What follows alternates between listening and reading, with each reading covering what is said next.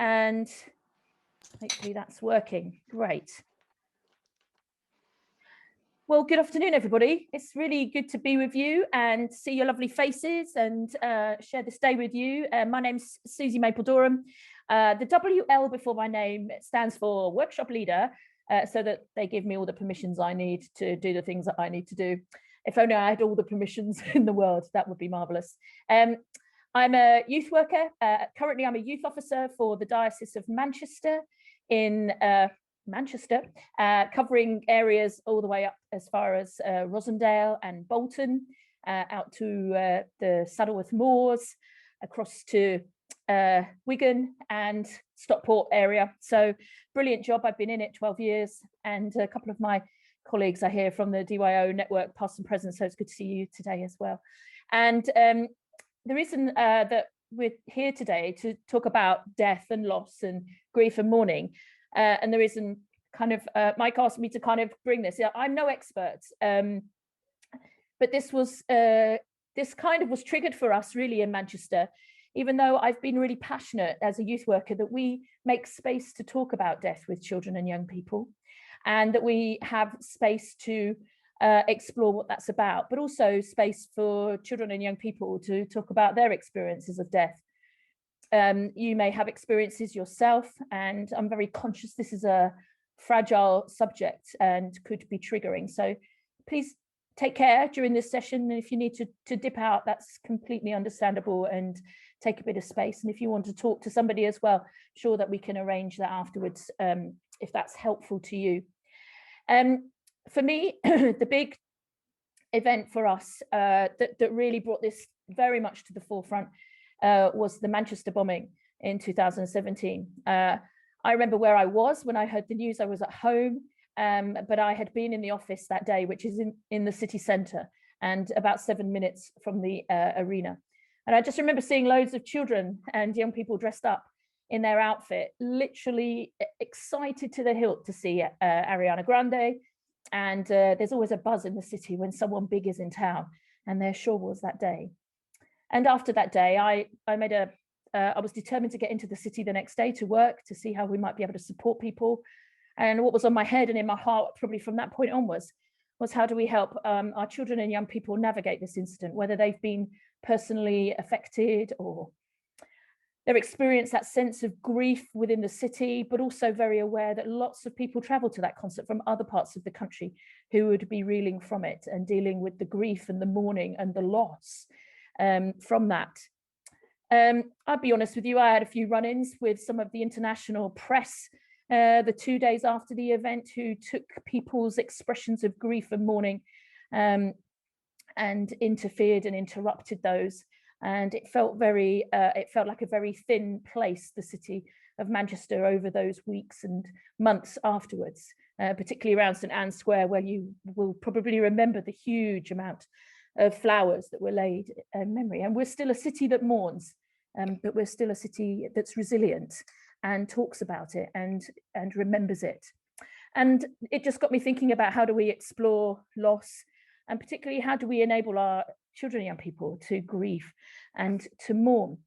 So today, I just wanted to share with you some of those thoughts, really, just a bit of thinking around, particularly around where children and young people sit when it comes to death and loss, and also to look at some practical thoughts and ideas and some of the challenges that we might face, and then some theological reflection at the end. As I mentioned earlier, I have to nip off a little early because I'm doing the keynote straight after this, so apologies, but please do stay in the room and talk further if that's helpful to you. But I'll stay as long as I possibly can, and I hope there'll be a bit of space for some questions and some thoughts at the end as well. I'm still working, getting my head around all of this too, but I hope there'll be bits of today that might be helpful to you in whatever ministry with children and young people you're in schools, etc. Part of my work has been as a secondary school chaplain, which I loved for 5 years, and we encountered significant loss in the 5 years that I served in that school, including parents who took their lives and attempted suicides as well. So we are constantly around death, and And today it's thinking about how do we create space to talk about that with children and young people, and what are the things to consider. In my youth group that I ran when I lived down south, I've been in the north now for 16 years. You can't tell from my accent, can you? And I was a youth worker in the south before I moved up here. And in my youth group, I had a young man who did an apprenticeship at a funeral home, and he literally loved it. And he would come and tell us all about what they did there, and without sparing any detail. And what it did is it created a space, a really great space for people to talk about death in a safe way and in an open way and in an honest way as well. He's gone on to become a funeral director and is now involved in a fairly big funeral company down in Devon, actually. So the lovely lady from Devon might know him.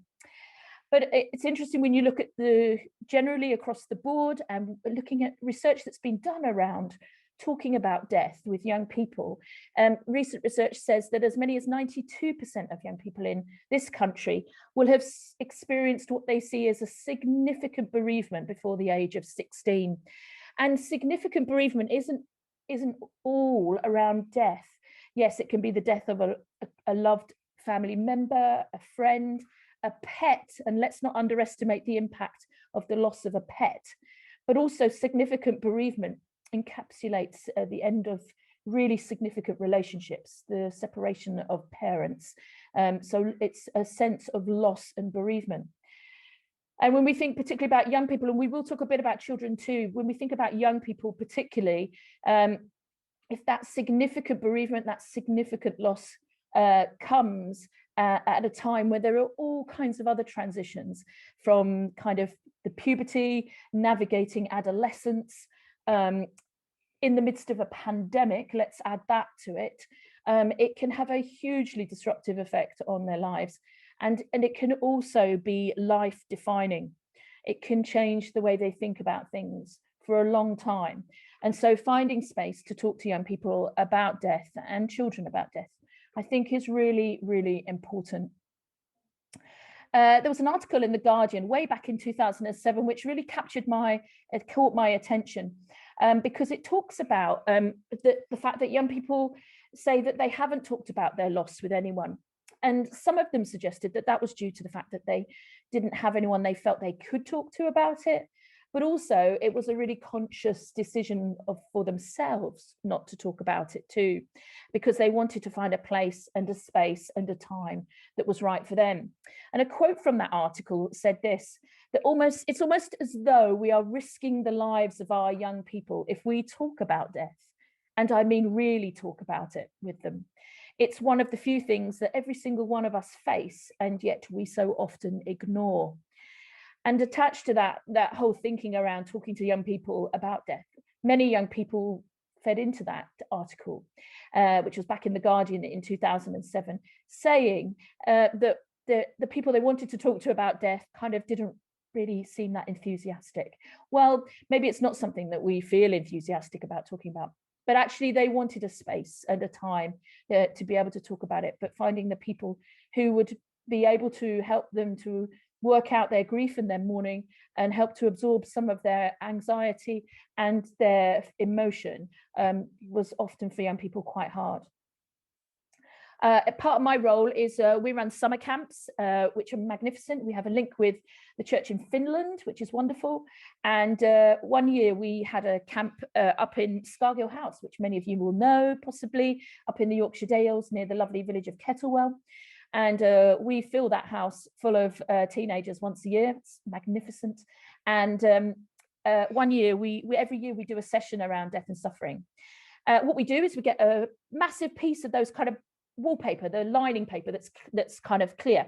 And we make a huge cross in the big Marsh Lounge, which is a huge circular room at Scargill House.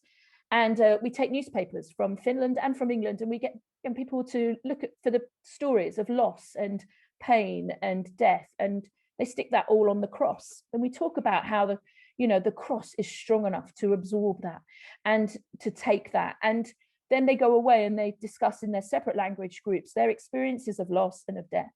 And then they come back with words of hope and and words of encouragement and words of comfort that they've gone into the Bible and found, and they bring it back and they write it over the top of the other language newspapers that speaks a powerful message of comfort and death not being the end, but that we have the promise of eternal life. And one day we did that session, and a young girl from Finland was sitting at a side, and we gave some space at the end where we gave them the opportunity to light some candles and to talk to people. And this was a really extraordinary experience for me of young people understanding their grief and knowing how they wanted to talk about it. And both of her Finnish leaders went up to her and said, do you want to talk about how you're feeling? Because she was visibly upset. And she said no to both of them. And then I had a bit of a conflict because the bell went for lunch, and I was like, well, I want her to have some space to be able to think about this and to work through her sense of grief and loss, but also she needs a lunch. And so I went up in my very, very, very questionable Finnish and asked her if I could do anything. And she said to me, Susie, can I tell you my story? And I said, yes, of course you can, but would you prefer to tell one of your other leaders? And she said, no, because I want to tell you this. Oh, it gets me every time. I want to tell you this in English, because if I say it to you in Finnish, it's too close. Amazing. I mean, young people dazzle me daily. And she clearly understood how she was processing her grief. And by able to talk about the loss of her grandparents and the divorce of her own parents in English, helped her to tell her story and begin to process some of that, but not in her mother tongue, which felt too close and too raw. So I think it's what I've learned is not to underestimate young people and how they process loss and death. There's a brilliant book by a chap called Nick Luxmore, Luxmoore. It's not a Christian book, but it's a book that I found extremely helpful in terms of engaging around the subject of death. And it's called Young People, Death, and the Unfairness of Everything. Nick Luxmore books have a very say what they are on the tin. And the book is, I'll repeat the title of the book, it's Young People, Death, and the Unfairness of Everything. I'd like to be able to show you a copy, ta-da, but I'm afraid I gave it to a teacher in a high school the other day, so I need to buy myself another copy. And in his book, he talks about this whole idea of maybe fearfulness about talking about death with young people. And he says it's really important that young people are able to think and talk about death and dying without adults pretending that somehow none of us will ever die. And there's so much avoidance of talking about something that happens to all of us, but because we're fearful of the impact of talking about death on our children and young people. Right, I want to ask a question, if anyone's brave enough to answer. What was your favorite fairy tale when you were growing up? Anyone would like to just take themselves off mute and just tell us what your favorite fairy tale was?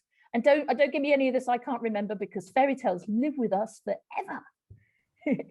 My favorite is the Tale of the Three Billy Goat Scruff. Oh yes, isn't that the one with the troll that lives under the bridge? Excellent. Yeah.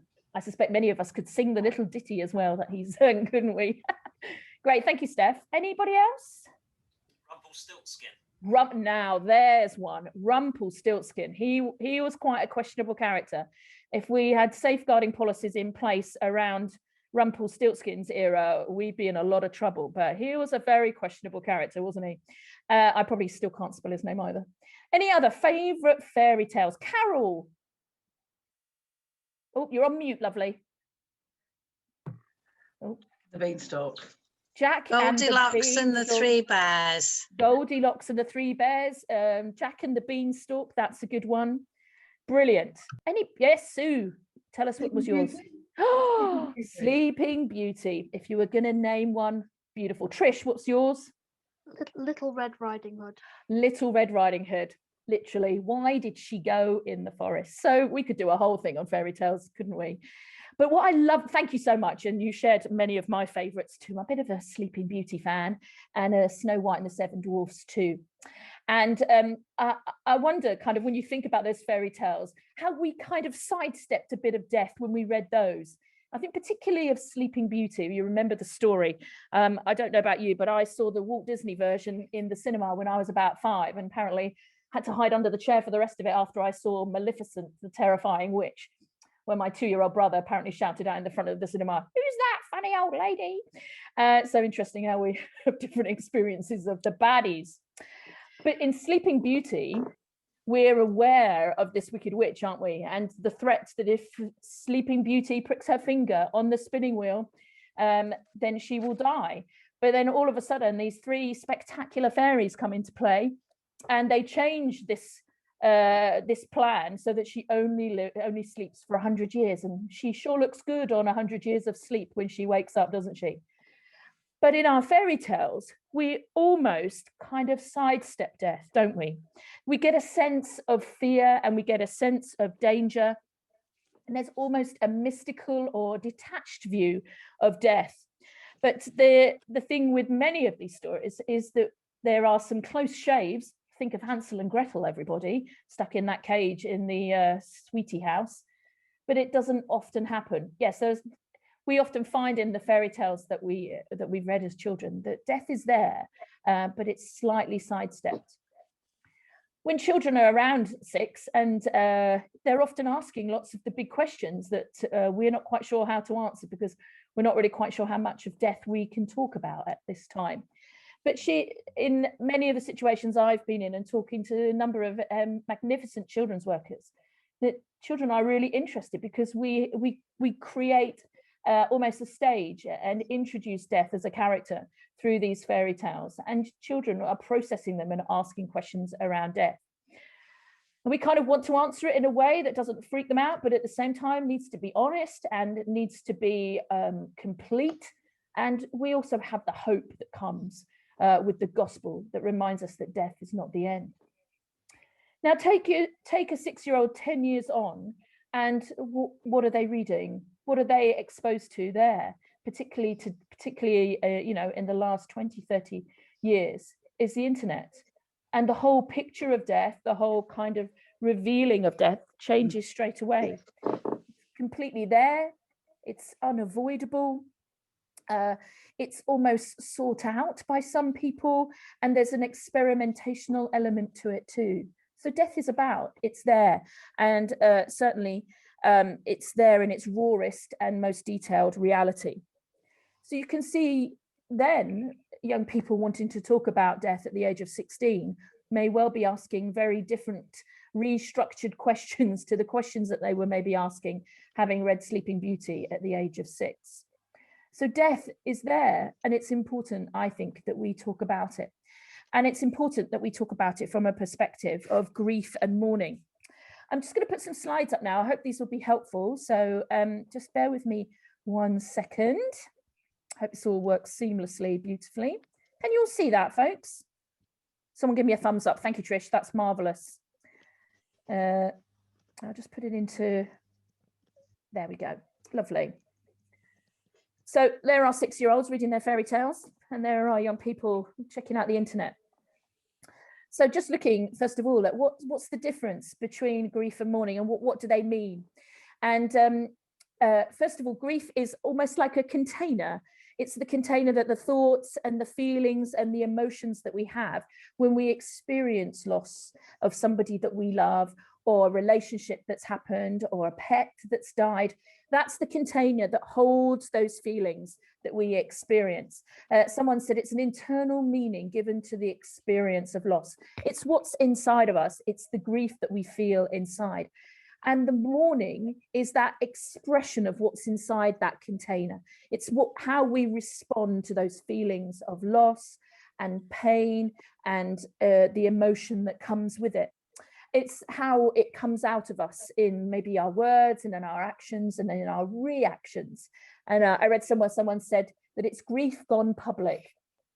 And I think what's really important is that there is no right way or wrong way to mourn.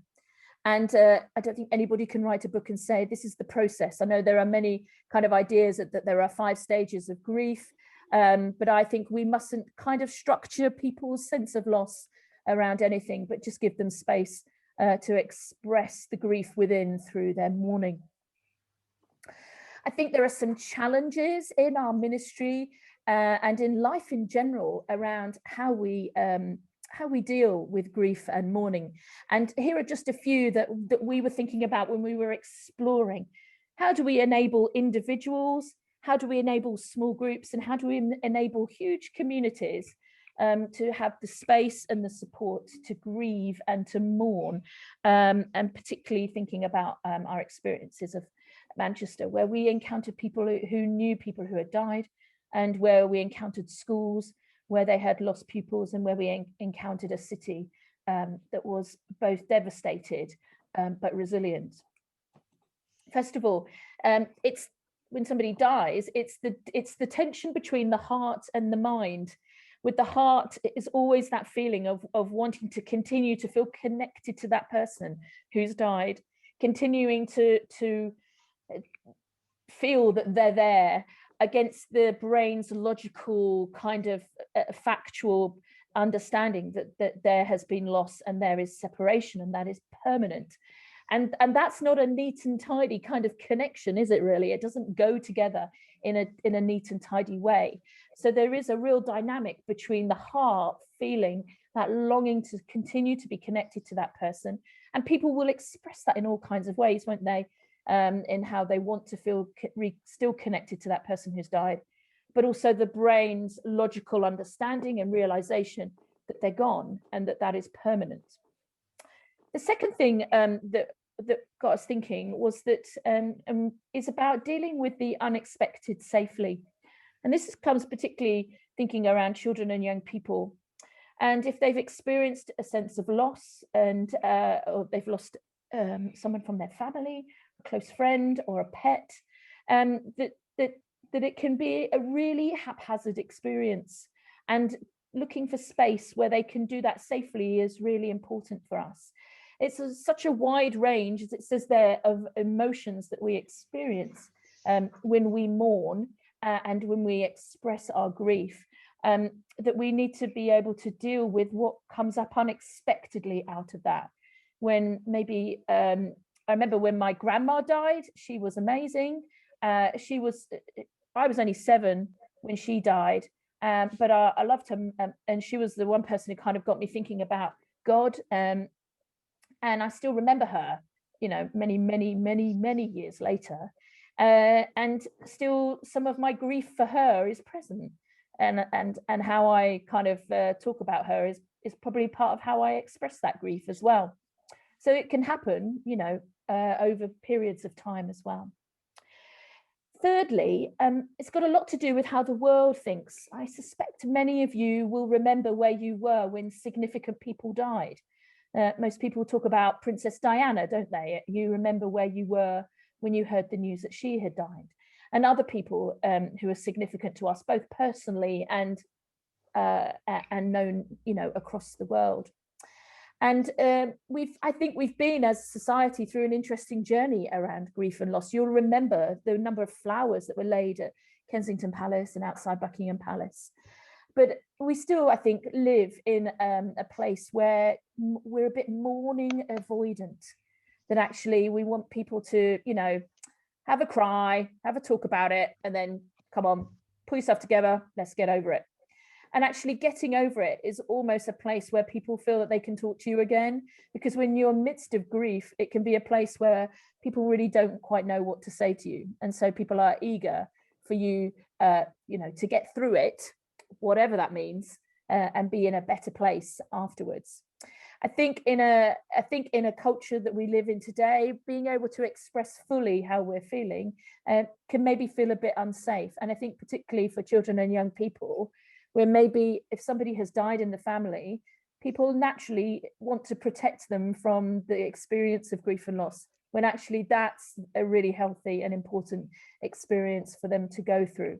And that's something that really struck me talking to some families who'd experienced loss, that actually they found their children and young people to be way more resilient than they anticipated in understanding death. And actually for them, it was so much more helpful to talk about what had happened and the realities of the situation. But there is reason to think, I think in my experiences, that we are in a society that long-term mourning, there's still some uncomfortableness around it. And that kind of leads into the final bit, which is around dealing with expectations of others. And kind of, you know, well, when you're feeling better, and, you know, when you're over it, and, you know, when you've come out the other side, kind of, you may be familiar with some of those expressions as well, that actually maybe we're never done, and that loss changes us and we learn from it. And that's something I think that's really important for our children and young people to understand too. The people that we've lost, we may never be the same again, because their presence in our lives isn't there. We're just different. And but there's no sense of kind of completion, because actually there's something really important about grief and mourning for people to go through. I always kind of, I don't know if you're a big fan of Snakes and Ladders. It's not my favorite board game, to be honest, because of the fact that you think you always get to square 27 and then roll and get to square 34 and find yourself back on square 12. And it's been a long time since I've played it. But grief, the process of mourning, often reminds me of a Snakes and Ladders board, because you can be going up and up, and then you might find you come down again, and then you might find you go back up again, and then you might find you come back down again. And it was a helpful kind of picture to use with young people that we've worked with around loss, that actually that's how it feels, and that's okay, then that's important. And there's some of the things that we found helpful when talking about death and loss, both in a kind of proactive way, where we would invite, we've always found funeral directors great people to invite to our youth groups and to groups where, with other people of any age really, because they're able to talk about death in a very matter-of-fact way, but not in a derogatory way, but also in a deeply sensitive and understanding way too. And so we wanted to make sure that we had space where young people could ask them the kind of questions that we didn't know the answers to, about the practicalities of loss too. So we always encourage people to talk about it when they're ready, and to talk about it as for as long and for as much as they need to be able to articulate their sense of loss. But also, particularly for I found as a chaplain in a school, for young people to process their friend's grief as well. How do I help my friend to feel better? And, you know, and I said, there's no magic wand to, you know, take them out of this place. It's important that they go through it, and you just need to walk alongside them. We also, for creating space for young people to recognize and express their grief, both literally in our school, we made space for people to go and take some time, light a candle, write some thoughts in a book, but also saying to young people, give yourself some space and time to recognize your loss and to talk about your grief. One of the things we did with a bunch of young people when we were talking about this subject was think of ways in which we could support our friends during loss. And they make like these grief jars, and they would just write down ideas of things they could do to support their friends, and just put the ideas into a jar, or things that they want to say to their friends, but they're a bit maybe fearful of upsetting them or triggering them. As we've talked about already, recognizing the Snakes and Ladders effect of this unique process of the ups and downs, and also making time in their time to talk. We found for young people, there are days when they just kind of didn't want to talk about it, that actually they needed to compartmentalize it, and to just go out and have a game of football and have a laugh with their mates. So it was about recognizing the time when they wanted to talk, and not kind of doing it to our agenda, essentially. I think in the midst of supporting anybody through loss, we need to make sure that we're okay, because if we've experienced our own loss, it can be triggering, and it might take us back to places and bring to the surface feelings that we've had of loss as well. So it is important to talk to others if you're journeying with someone who's experiencing loss and somebody who's died. And as hope's been a bit of a thread today, hasn't it, already? And I loved what Mark was saying about being hope-filled people earlier. And this is another place to bring hope, because we are people of hope, and because we have a gospel of hope, but also to show ways in which we young people and children can find that sense of hope in the midst of what can feel like a really bleak time. But talking about things that we're hopeful in can help to reignite looking for those places that they can hope in as well. For us in Manchester, we found that it was a tough day the following day after the explosion. And I remember very vividly driving in. There was traffic jams the whole way in because they had segregated a whole part of the city off, and there was still a huge amount of emergency services around, and the entire world press had arrived. To our amazement, how they got there so quickly, we don't know. And over those days, there was a multiple mix of emotions. But I remember very clearly listening to BBC Radio Manchester as I drove in that morning, and the Bishop of Manchester, who's a legend and is exceptionally eloquent, was invited to go onto the morning show of BBC Radio Manchester, and the DJ, who's a top chap, welcomed the bishop onto the programme by saying, "Good morning, Bishop David." And Bishop David replies, "No, it is not a good morning." And something of that was about the reality of the situation and being honest and not trying to kind of cheer up a situation that couldn't be. And so for the rest of the day, we spent kind of looking for ways in which we could support our communities. All of our churches attempted to open so that people had space to go into the buildings to light candles and to be still. And the response to that was extraordinary. But for us in that place, death has taught us how to be unified. It's taught us how to be strong. It's taught us how to be honest, and it's taught us how to be people who are compassionate. And I think when we are in a place where there's a unified sense of loss, then all of these things come up. And I think maybe you might agree that these might be some of the traits that we've seen over this last year in the midst of a pandemic, where we've all shared the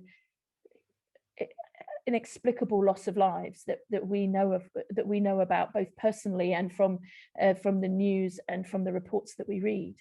That through this, some way we can begin to be people who show more compassion and strength and resilience, as well as recognizing the acute sense of loss around this terrible year that we've had. Conscious, I want to kind of give some space for some questions and some thoughts. I want to take us to scripture now, and to I love this because the Bible speaks really honestly about death too. And there are 4 things here that are really inspired me. And then when we were talking about it with other people around loss and death, and there are 4 parts to this. And first of all, is about when we look at stories of loss in the Bible. Think particularly of that story of Jairus's daughter. Think about the story of Lazarus and Jesus being there. And some of the most powerful words are in those stories where there's real acute pain and grief. And these are real emotions, and Jesus enters into the midst of them. He doesn't stand from the back kind of watching over, but he weaves himself into those people whose feelings and whose hearts are broken, and is very much in the midst of that pain. And there's something very powerful about that in terms of where Jesus is in the midst of our pain and loss. He's not observing from afar, but central within that, and powerfully within that, and standing alongside us, maybe just in the sense of his presence with us, being reminded that pain is real and grief is real as well. Secondly, you may know well the song "How Deep the Father's Love." It's one of my favorites, and it reminds me every time I sing it of God's understanding of feelings of grief. If you look at Isaiah 53 verse 4, it says, "Surely he has borne our griefs and carried our sorrows." Such a powerful sense of God understanding how we feel. And we know that because he's our creator, but that strong, powerful sense of grief is there, loss is there, sorrow is there, and God understands that and connects with that. And those words in that song, how deep the pain of searing loss, the Father turns his face away. That sense of his son dying on a cross, and that grief and sadness that he will have felt at that point, just reminds us that God is not separate from us in our loss, but understands it, but feels it, knows it. He bears our griefs and carries our sorrows. There's something so accompanying about that as well, that he's there, that we can give them to him as well. I find that so inspiring as well, because it's so often, it feels like when we lose someone, that who do we share that with? And we have a God whose arms are wide open to carry us and to carry the loss that we experience. The next one comes from obviously the passage from the Beatitudes. Blessed are those who mourn, for they will be comforted. And then from Psalm 73, which is one of my favorites, where is that beautiful verse that says, my flesh and heart may fail, but God is the strength of my heart and my portion forever. And when you go through the Bible, and I put my hands up, I haven't gone through every single point in the Bible, but we explored what scripture told us about grief and mourning and how important it is to express that. But we found that where there were words of mourning and loss and sorrow, very, very close came words of comfort.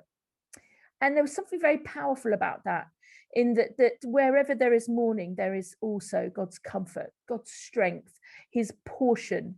And if you explore a bit more about Psalm 73, which I'd really encourage you to, because it's a wonderful psalm, portion was about having enough, in fact, more than enough. It wasn't kind of, our understanding of portion is probably maybe a packet of chips down at the chippy, but portion in this context was about having enough. And the fact that God is the strength of our heart and our portion forever and our comforter is extremely comforting, in knowing that that God is the person who not only is alongside us, but brings comfort in that place of mourning as well. And lastly, is about hope. We were chatting about that earlier, weren't we? And thinking about what hope means for us, and some verses that remind us that death is not the end, and that we are people of the resurrection. And that beautiful verse from Mark 11, I'm the resurrection and the life. We have something to hope in. That's massive. And from Revelation, that maybe familiar verse to you, he will wipe every tear from their eyes. There'll be no more death or mourning or crying or pain, for the old order of things has passed away. That we've got reason to hope. And in the midst of grief and loss, hope can weave in very gently into all our conversations. But there will be times when people need to be in their, as Rob Bell calls it, in our dark matter, in our places where we need to express our sense of loss, where we need to cry, we need to connect with the reality of the situation. But there's also place for hope. There's always place for hope, because God brings that hope into our lives with the promise of the resurrection.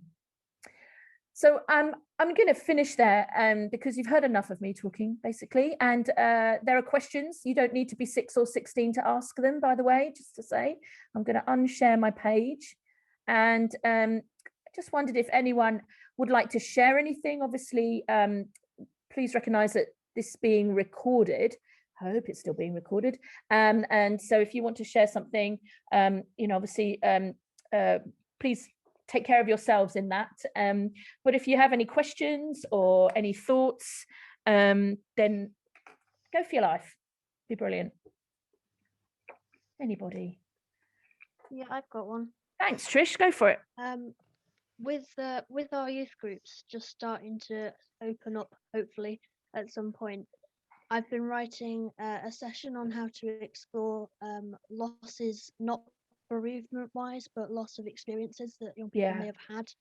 Have you got any advice or any activities or hints or tips? That's a really, really great question. And it's something that we've been looking at as well, because when you look at particularly kind of those things that young people have missed, like leaving school and, just hanging out with their friends and all that kind of stuff.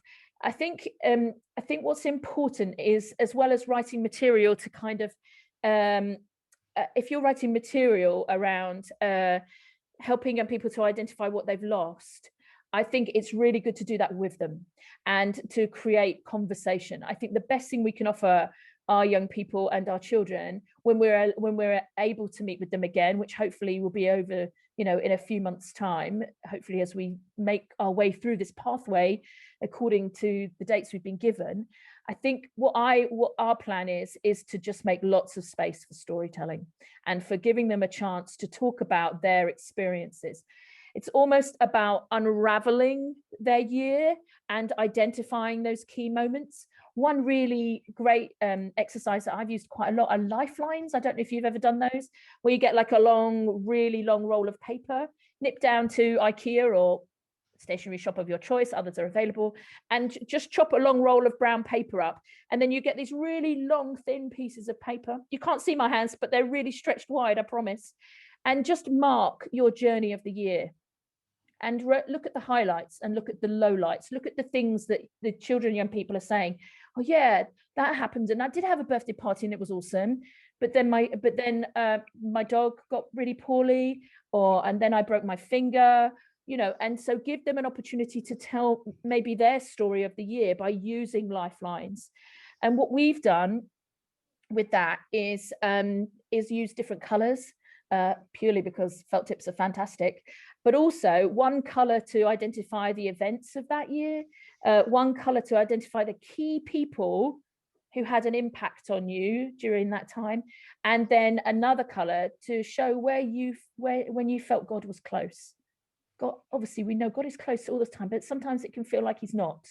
And for them to see in their lives where they felt God was present. So that's something, the kind of thing that we're going to use.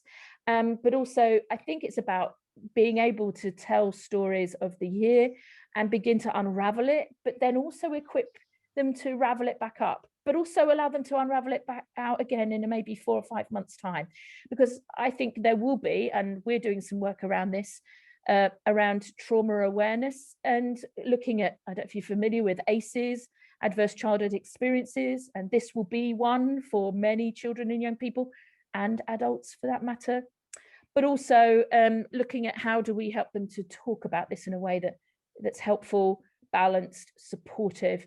It's a bit like a roundabout, really. Sometimes we just need to be on that roundabout a little bit before we have the strength to pull off and keep moving forward. But I think finding ways for people to talk about their experiences in a safe place with people that they trust is really important. And you, my friends on this screen, are the people that will be the best at doing that, because the children and young people that you serve will be itching to be back in your presence, because you're the people that they've done life with up until this point. So does that answer your question, Trish? It was a long answer. I'm really sorry. Yeah, that's really great. Somebody's asked if I could share what I've worked on. Yeah, go for your life. That'd be amazing. We've got a blog spot with lots of resources. You might have to scroll a bit. I'll put the link in the chat. Can you also put it in the chat of the main thing as well, just in case people miss it? That'd be brilliant. Thank you. We have thought about, we have written, so we wrote a big resource for September last year. We do a lot of mental health work in our diocese. A couple of us are MHFA youth instructors, because mental health is obviously it's an important thing regardless. But we're looking at kind of the impact of the pandemic and young people coming back face to face, because I think there's going to be young people who are just scratching at the door to get out, but also there'll be young people who'll be going back to school feeling quite fearful, because that's not a place where they feel safe. So I don't think every child and young person is going to feel the same about coming back, going back to school on Monday and coming back to church and coming back to youth group. But yeah, anyway. Any other thoughts or question? I'm keeping my eye on the time so I don't get in trouble with Mr. North. Any other thoughts? Yes, sure. Lovely to see you, sir. It's been a very long time. What a joy. Good to see you too, Susie. So I'm breaking in from another diocese. Oh, fantastic. Bring it on. I'm down south, but I got a question about, what about those children and young people who haven't experienced loss, but they know they're going to experience loss? Yes. Say they've got, particularly in our situation, like a terminally ill parent, grandparent, friend. How does what you've said shift when it's a expected loss that hasn't happened yet? That's a really important, I think that's a really good question. Really good question. Because I don't think we can talk about death, and we can talk about we can talk about what happens when people die, but everyone dies differently, and different people have different experiences. But everyone's experience of grief and mourning is completely unique and and different. I think in that situation, in my experience, so literally a situation has happened today, which is why I couldn't join in this morning, where a loss has occurred very close to me, and it was expected.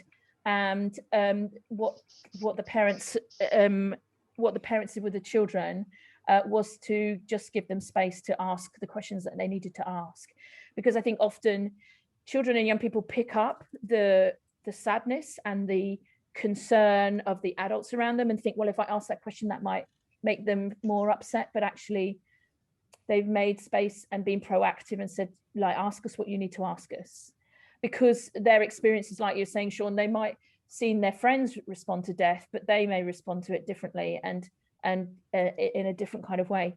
The other thing I would really encourage is in a proactive way is to do sessions on death and tell parents of your children, young people, that that's what you're going to do, and make it something normal to talk about. And I think when, particularly amongst young people, where they know one of their friends, close relatives is terminally ill, or may or may have been rushed into hospital after an accident or a serious illness, I think it's also about how do we help young people to be really supportive of their friends in a way that means that they can do something but not everything to support them as well. But it's a really, really interesting area, because at the same time you don't want to kind of I would want to be in touch with the family if I had a particular situation in my youth group where a young person was facing the loss of a close relative. I'd want to be talking to the family about how we respond in a way that they felt comfortable with as well.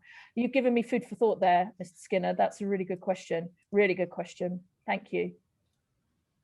Any thoughts? Any other thoughts, folks? We've still got a few more minutes. Helen, you're waving at me, and then Gina, I saw you waving too. I'm just going to check the other screen that nobody's. Thank you. Okay, yeah, go for it. Just a thought. A few years ago, when I was doing youth work, we had the tragic incident of a youngster on his way to school being killed, knocked off his bike, and I had youth club that evening with with a lot of his classmates. And obviously everything went sort of, oh my goodness, how do we deal with this? Do we ignore it or do we face it? And we faced it. And one of the things we did was put out a massive sheet of wallpaper, whatever, on the floor, and just gave them pens and said, write down whatever you want to about this. Write a message to God, or to write your questions. And the thing that came through really powerfully was guilt. The why him? Why not me? I'm the one who's bad. Why wasn't it me? And that was something that I don't think we'd expected, but it was another aspect that we had to deal with. It's huge. It's thank you so much for sharing that, Helen. And it is huge, and how young people and children, we think we understand their capacity to understand this, and then they show us that their capacity to understand it is way bigger than we ever maybe thought. And those are the feelings of guilt and disbelief creep in, and I think it's always unclear territory when we find ourselves in a situation where we're supporting a group of young people after the loss of a peer, and any kind of loss. And I think it's just the most important thing is offering that space for them to be able to say that to you, and the fact that they were able to kind of communicate that raw feeling to you is hugely significant. Yeah, thank you for sharing that. Gina, did you have your hand up? Did you wave at me earlier as well? Yeah, it's kind of a reflection that I feel like there's a question in there, but I can't articulate it, so I'll kind of sort of give you the reflection. I'm in a very diverse area, and the impact of certainly lockdown on grief for other cultures, including ours, but probably more so from other cultures where part of processing grief is very much gathering together in very large groups, and within my own family having death happen in this time where normally would be a life and not possible. And the impact that that must have on our young people not having their usual cultural processes. Yeah, absolutely. How that impacts them in terms of, and I suppose a question about how that impacts them longer term in if they've not experienced it. If you've got one big family bereavement in this time, and that's where you're learning your culture, if you're a kind of a younger child, how that will impact them longer term. I think that's very insightful. I think, and that's certainly been the case. I mean, Manchester's very diverse, and we've seen that across our area as well. And I think it's about the withdrawal of those rites of passage, which are really important, whether they know that or not themselves, that they need to experience and go through when